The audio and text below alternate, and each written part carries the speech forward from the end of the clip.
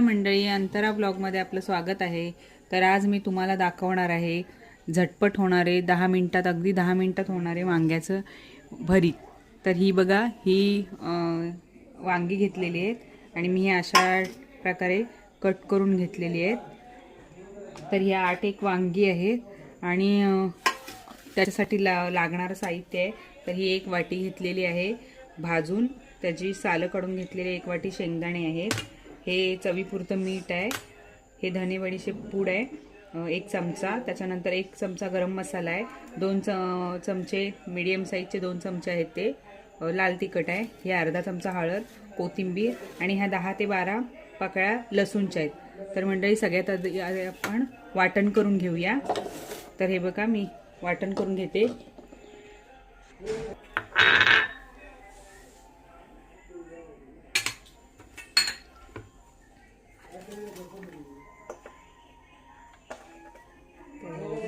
वाटण करून घेऊया। हे ह्या वाटपामध्येच मी सगळं टाकते, म्हणजे त्याला व्यवस्थित लागतं सगळं।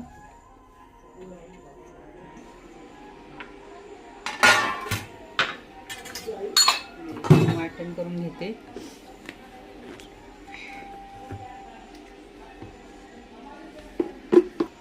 तर हे बघा, वाटण हे अशा टाईपचं करून घ्यायचं आहे, एकदम बारीक पण नाही घ्यायचं, कारण एकदम बारीक झालं तर एकदम असं रस्सा वाटतो। तर हे ह्या टाईपचं असं थोडं जाडसर असं करून घ्यायचं आहे वाटप पण, बघा ह्या अशा टाईपचं। आणि हे वाटप आता त्यामध्ये भरायचं आहे।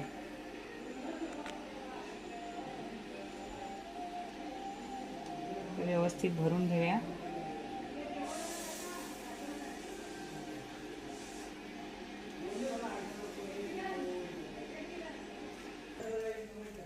तर बघा, ही अशा प्रकारे माझी सगळी वांगी भरून झालेली आहेत आणि आता आपण फोडणीला घालूया।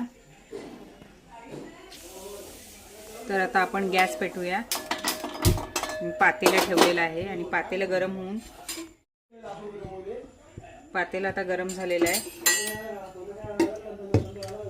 तर त्यामध्ये आपण आता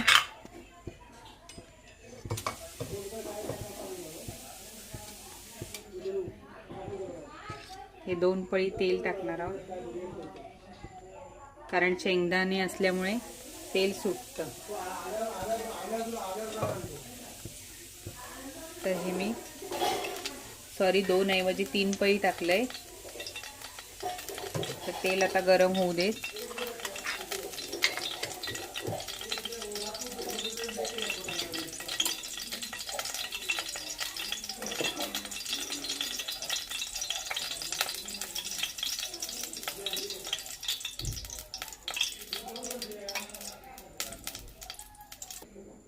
तर बघा मंडळी, आता तेल गरम झालेलं आहे आणि ही वांगी आता मी ह्यामध्ये अशी ठेवणार आहे,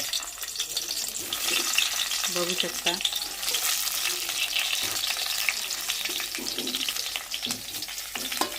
तर ही सगळी वांगी मी अशी ही ठेवून घेतलेली आहेत आणि हा आपला उरलेला जो थोडासा मसाला आहे तो पण ह्याच्यावरती मी असा टाकणार आहे आणि अगदी थोडं मी त्याच्यामध्ये पाणी टाकणार आहे आणि गॅसची फ्लेम एकदम स्लो करून वाफेवर ठेवून, पाणी वाफेवर ठेवून देणार आहे।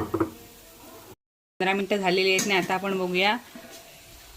हे बघा, हे आपलं वांग्याचं भरीत तयार आहे खाण्यासाठी। तर अवघ्या 10 मिनिटातच हे 10 ते 15 मिनिटात हे तयार झालेलं आहे। तर हे तुम्ही भाकरीबरोबर किंवा भाताबरोबर खाऊ शकता आणि डब्यासाठी अगदी पटकन होणारा पदार्थ आहे। तर आवडला तर नक्की कमेंट बॉक्समध्ये सांगा कसा वाटला तो। लाईक करा, शेअर करा आणि सबस्क्राईब करायला विसरू नका। धन्यवाद।